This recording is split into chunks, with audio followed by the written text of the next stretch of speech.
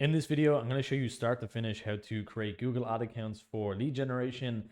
So this is going to be a pretty long video, but you can follow along. You can create lead ads for maybe your service business, or if you're in real estate, anything that generates leads. I'm going to show you how to create a landing page, a funnel, and everything you need for Google ads to run your ad campaigns, generate leads, and convert them into sales. So follow along and let's jump straight into it.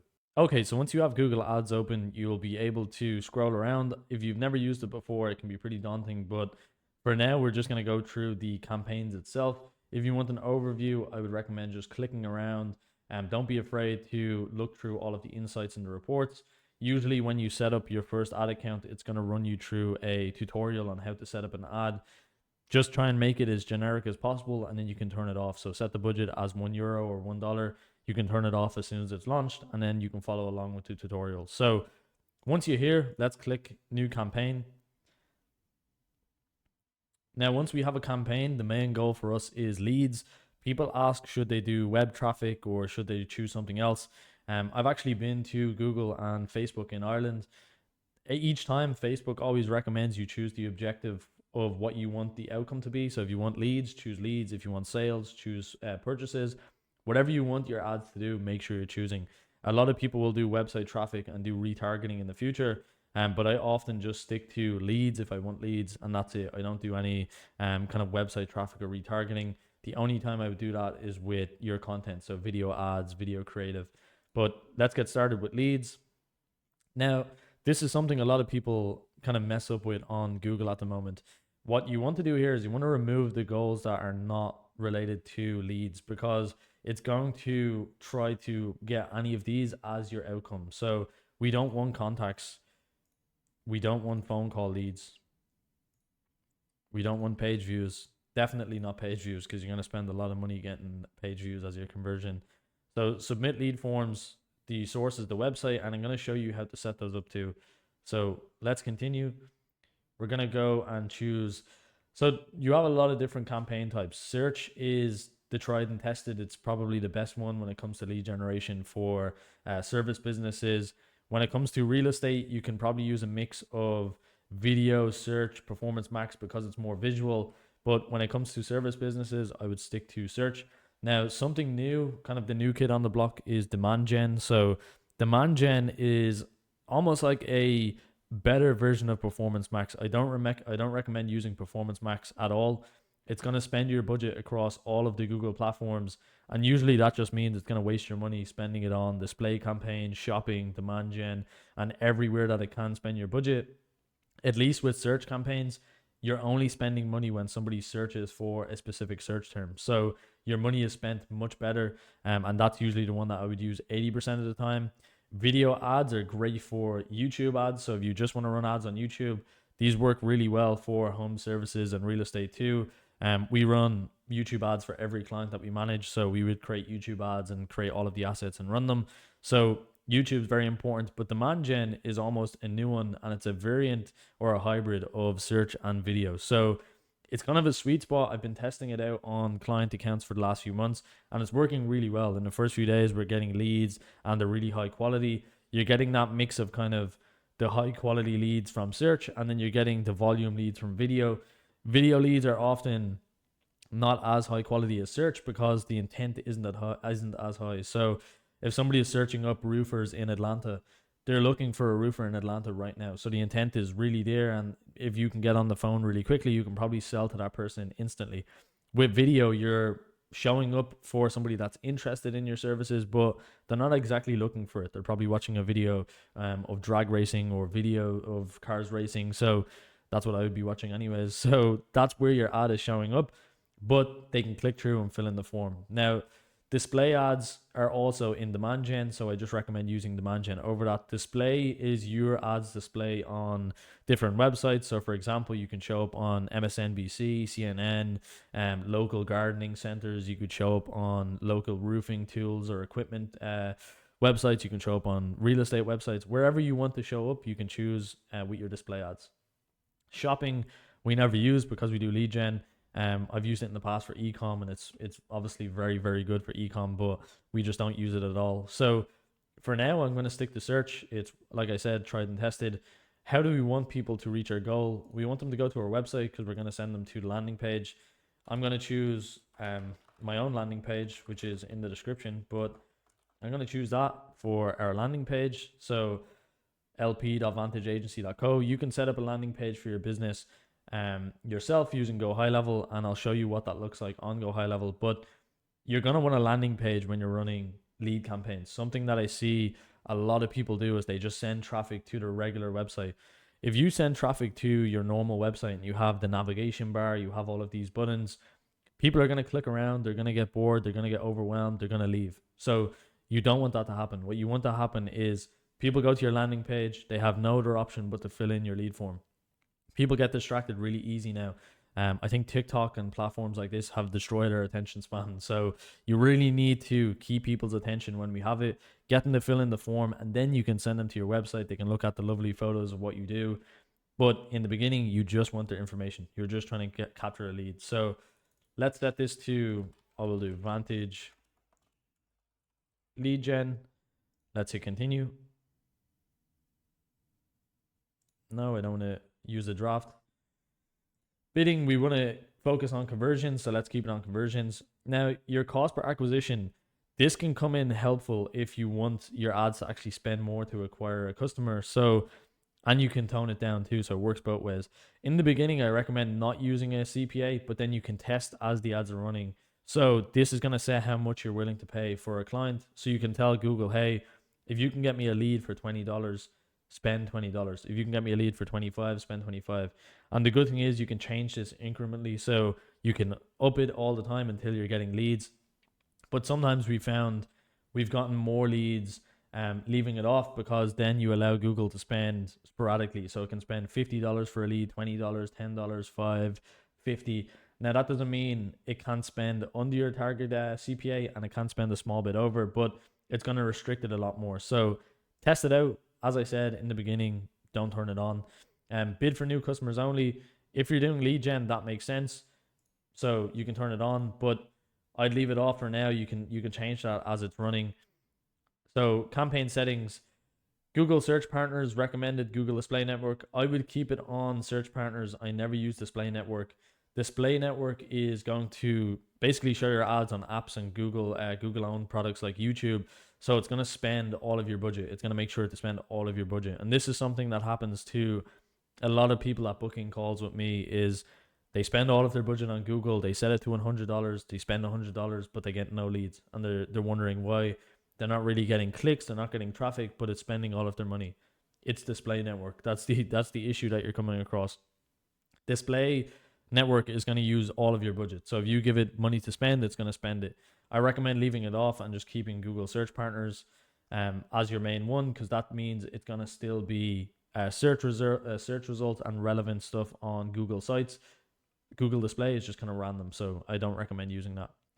Location. So locations can get pretty tricky because all of our clients are in the US, but let's choose Atlanta is in my head for some reason, so let's stick with Atlanta. I think I was listening to music from people from Atlanta, so I heard ATL a lot. So Atlanta, Georgia, United States. Now, what you can do is you can run this to your whole state. If you're a local service business, that's not really going to make sense. So you can choose zip codes, you can choose radiuses. For example, let's do Manhattan, New York. So we can see Manhattan is a borough in New York, so its reach is going to be much less. We can include that, get rid of Atlanta, and we could make that even lower. So we could do a radius of Manhattan, we could do a town in Manhattan, we could do a city, we could do as small as we want around that location. And if you're a local service business, as I said, you're going to only be able to serve a certain radius. Maybe it's 50 kilometers, maybe it's 20 kilometers. So you're going to want to do a radius around the location. So let's have a look here when I go to advanced. Let's go to Newark. Let's do Newark. So we're going to do 20-mile radius around Newark. Include. So there we have our 20-mile radius, so we can get rid of Manhattan. So as I said, if we're local, this is the radius we can reach. These are the leads we can handle. If you don't set your radius and you're getting leads from, let's see, somewhere far away. Let's have a look. Scranton. Like Scranton is all the way up here.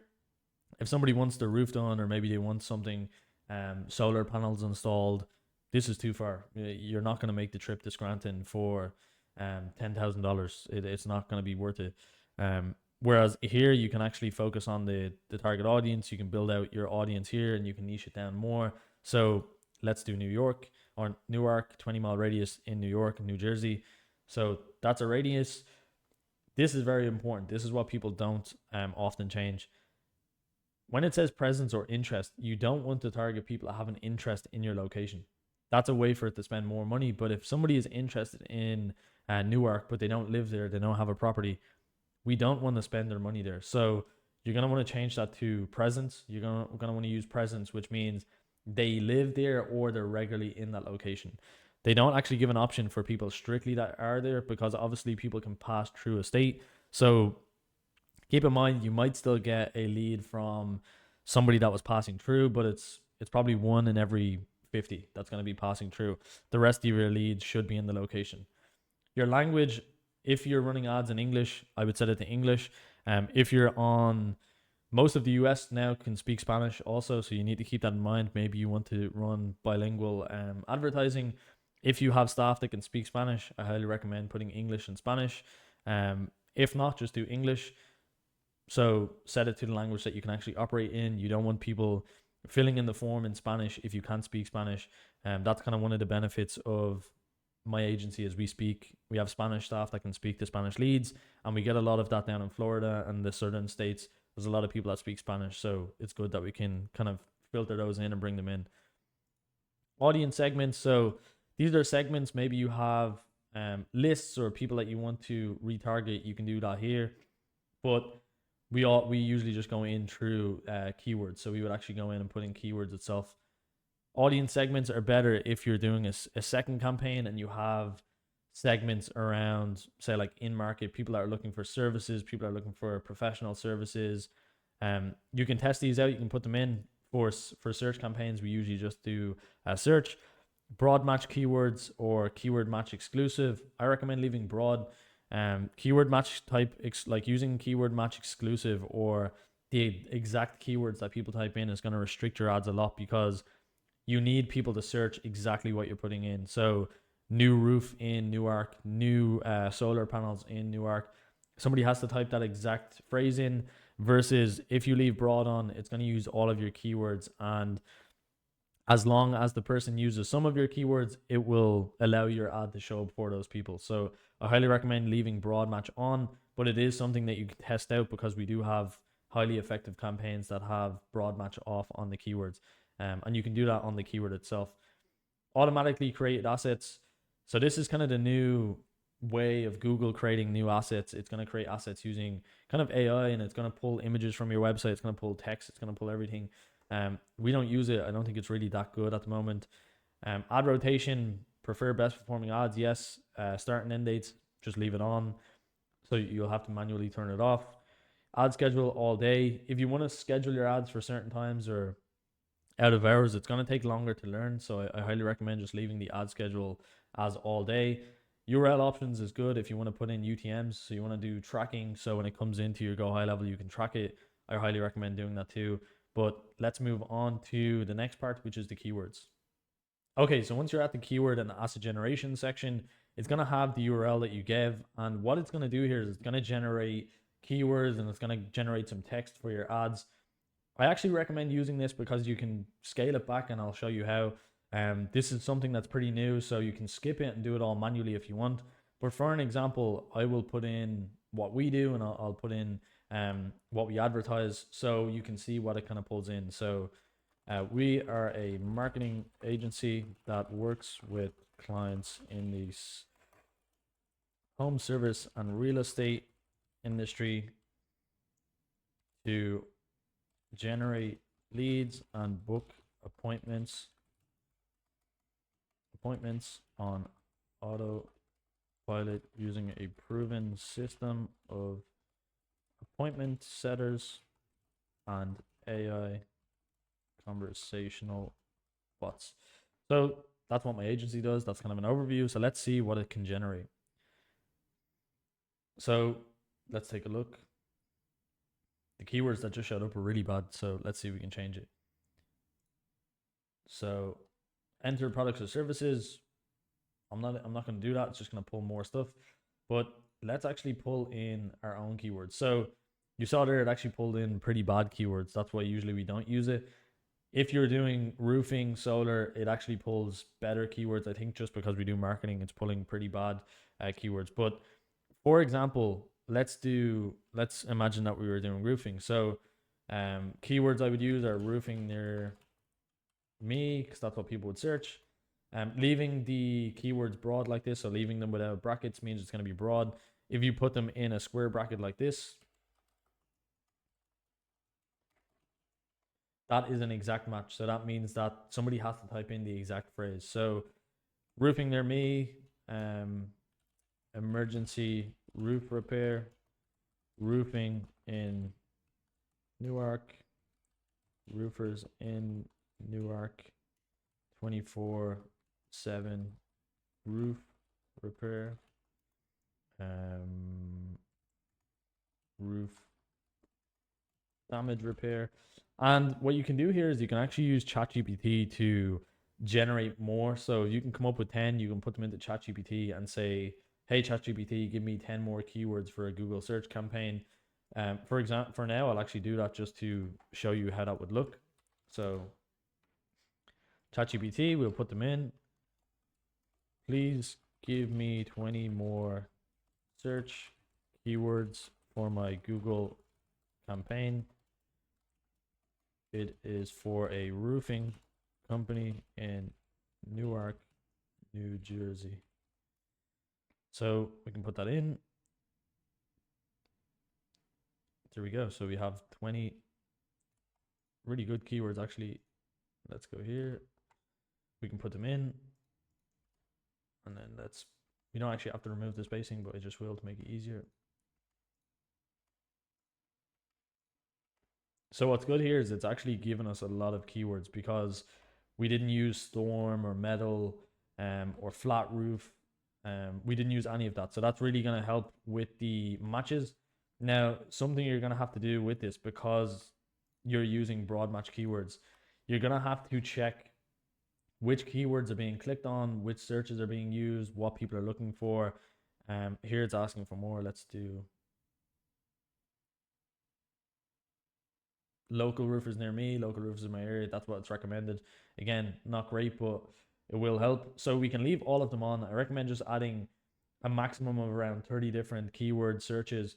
So keywords that you want people to look for. I recommend using 30. We've been in accounts that have 600 and they really underperform, because the more keywords you're adding, the more you're going to have to wait for your budget to really spend across. And if you're spending $50 a day, trust me, if somebody has 600 keywords, they're probably spending $5,000 a day. So you really need to be smart about your budget and what you're spending for your business or your client.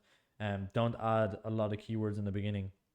You can scale it back over time, and it's really easy. After a few days, you'll see what keywords are getting clicks, what's not getting clicks, what you can change, what you can update. So this for me is perfect amount of keywords for now. So let's go down. Here we can see what it's generated for headlines. So Vantage Agency, we work, we book. That doesn't make sense. So let's change that to let's do stuff for the agency. Appointment setting experts. Let's see what this says. Our system, bookings on repeat. Generate new deals. And what's going to happen is it's going to use all of these. It's going to use all of these to build out its own search ads. So you'll see here on the right, it's actually making a dynamic ad. So it's using a mix of all of the assets you're giving to show up. So if somebody looks for your business, you're going to show up with a mix of what you put in here. So it's going to put together the best performing ones, and you'll be able to actually track which headline is doing best, which description is doing best in your analytics. So something here that's going to affect the ranking. So what I'll change it to is roofing, because since we're using roofing keywords, you really want to have those in your headlines. So let's put these in as roofing keywords. So let's do Newark Roofing Co. And then we can click 24/7 roof. And you already see it's gone to an average strength. So it's already increasing just by adding these. Roof repair.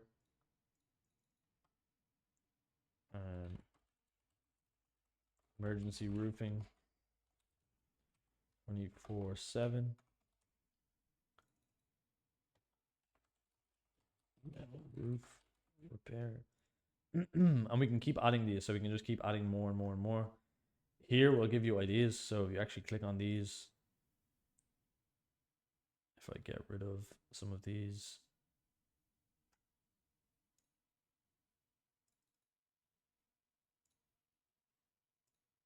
so autopilot marketing, we can change to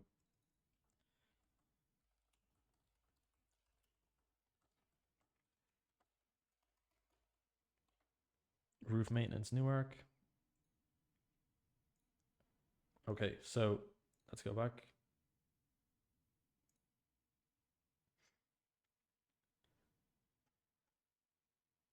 So this would now be pulling in all of the headlines that we have. So it would be using a mix of everything we put in. As I said, if you're doing roofing, make sure these are all roofing related. If you're doing solar, make sure they're all solar related. If you're doing tiny homes, tiny home related. And you want to make sure that all of it makes sense. And you should try and get your ad strength to excellent. That's easily done when you add images. If I check on the account, there should be different images. I'm not sure where it pulled a picture of me with sunglasses, but let's select some stuff like this.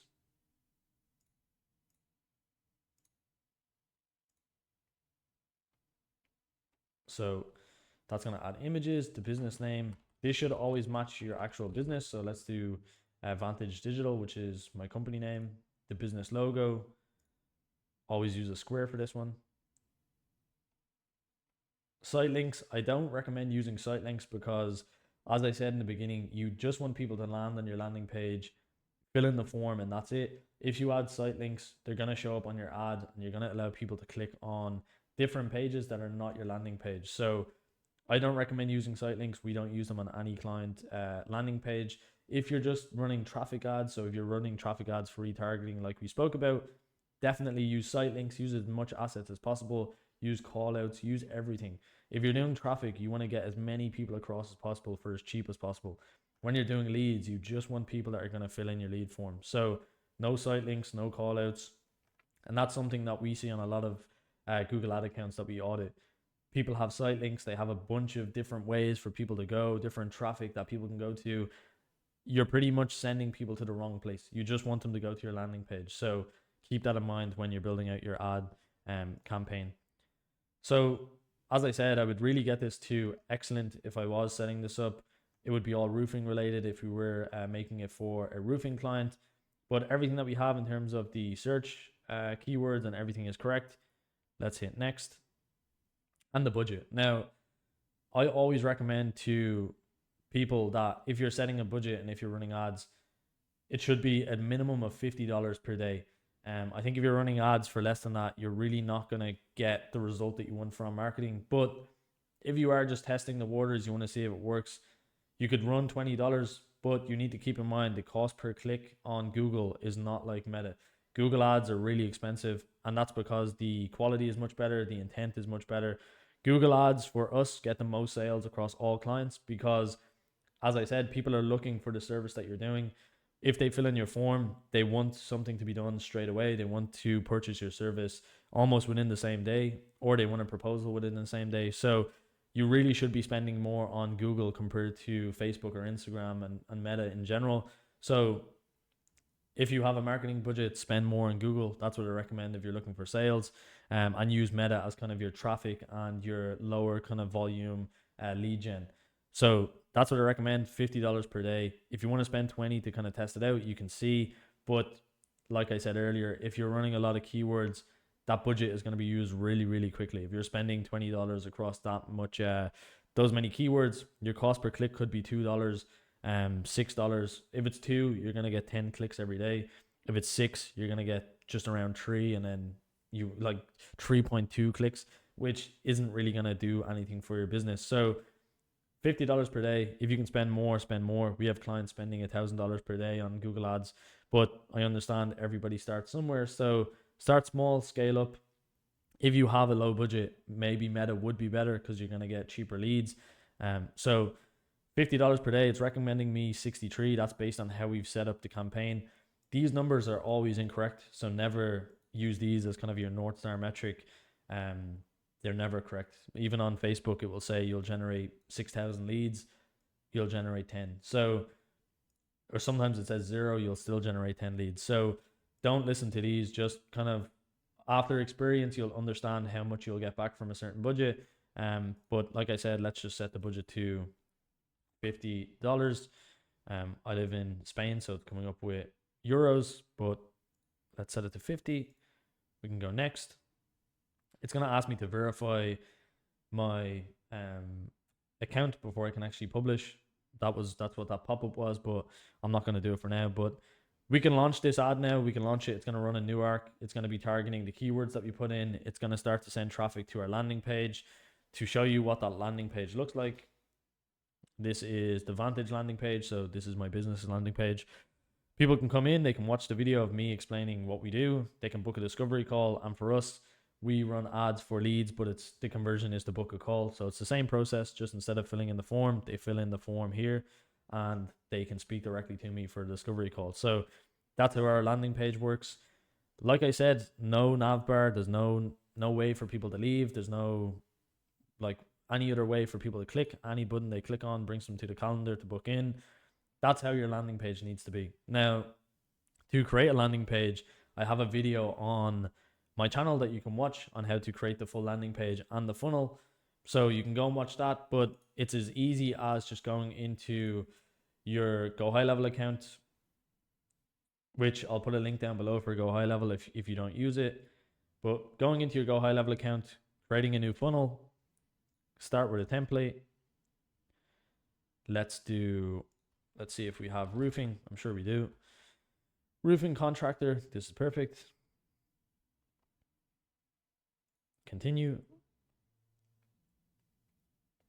It's going to pull in the template. Now, within maybe 20 minutes, 30 minutes, you can set up your full funnel. So you can set up the full sales funnel. And what you're going to want to have is your landing page and your thank you page. And the final thing I'll show you is how to set up the conversion, because that's a really important thing. So on here, you would go in, you would remove, like I said, the nav bar just by clicking, getting rid of the nav bar, making it as easy as possible for somebody to fill in your lead form. Like I said, go watch the video. That's the best place to follow along and build out a full funnel. So once you've got your funnel built out, you're going to go to your settings on the form, which I could show you on this, but you're going to want to set on the form itself that people go to a specific page. So you want them to go to your thank you page. And I'll show you what that looks like on my own funnel. So let's go to the Vantage funnel. We're going to hit edit.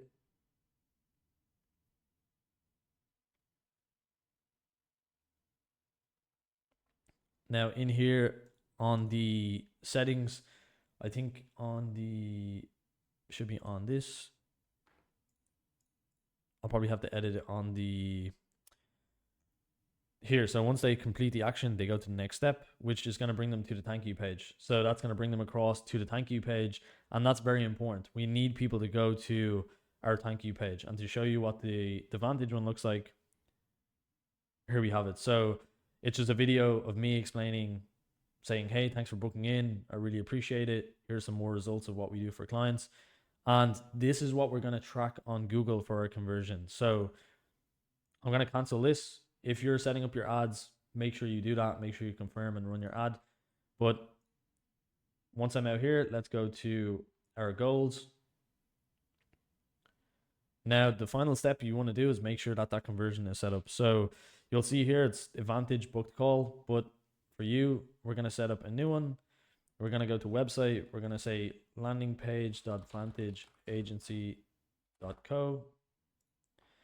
It's going to scan the website. Now, what you want to set the goal to is a whatever you want to call it. So for this, it's going to be submit lead form. Um, for me, it would be book appointment. For you, it's going to be form. We're going to do page load, and this is going to count anytime somebody goes to the thank you page. That's a conversion. So we've made it on the landing page that the only way that somebody can get to the thank you page is from completing the form. So you want to make it so when somebody completes your lead form, they go to that thank you page. You can have multiple different thank you pages for different ads, but you're going to send them to that thank you page, and that's going to be your conversion. So like I said, submit lead form. The event type is page load, and it's landing page.vantageagency.co. You're going to hit add, save, and continue. Yeah, this is going to be already used, but what you're going to want to do then is take the code that it's going to give you. So it's going to give you the tracking code for the pixel. So if I go here, I can get the same code again. I would copy this tag and I'll be able to use it on the landing page. So you can copy your tag code. You're going to go to your landing page. If I go back, we can go settings, and you're going to paste your code into your full funnel. So you want it to be across the whole website. So you can put it into the head tracking section, the body section. It needs to be in just after the head. It works in the head section on Go High Level, but just double check, because if you have it pasted twice in the body and the head tracking, you might get double conversions. So just check where it's going to trigger for you. We leave it in the head section and it works fine. But you can put it in the body tracking too and see if it works for you. So once that's converting, it will then check if the tag is installed correctly. You'll see for us on the page, it says no recent conversions. That's because we're not sending traffic to the website at the moment, but no recent conversions on the tag. But if it wasn't working, it would say that there's issues with the status. So make sure that you check that. If it comes up green, it means it's connected successfully and your conversions are going to start working. So your ads can launch, the traffic is going to go to your website, people are going to fill in your form, it's going to be counted on your ads, and you're going to know exactly how much you're spending per lead or per booked appointment from the people going to your thank you page. So hopefully that was a pretty long video. Hopefully you enjoyed it. If you did and you got value from this, I'd appreciate if you could subscribe, and I'll see you in the next video. If you want to check out any of the links, check down below. There's a bunch of links you can click on. We have a free Skool group. We have the agency if you want me to set this up for you, and a bunch of different stuff. Like I said, thanks so much for watching, and I'll see you in the next one.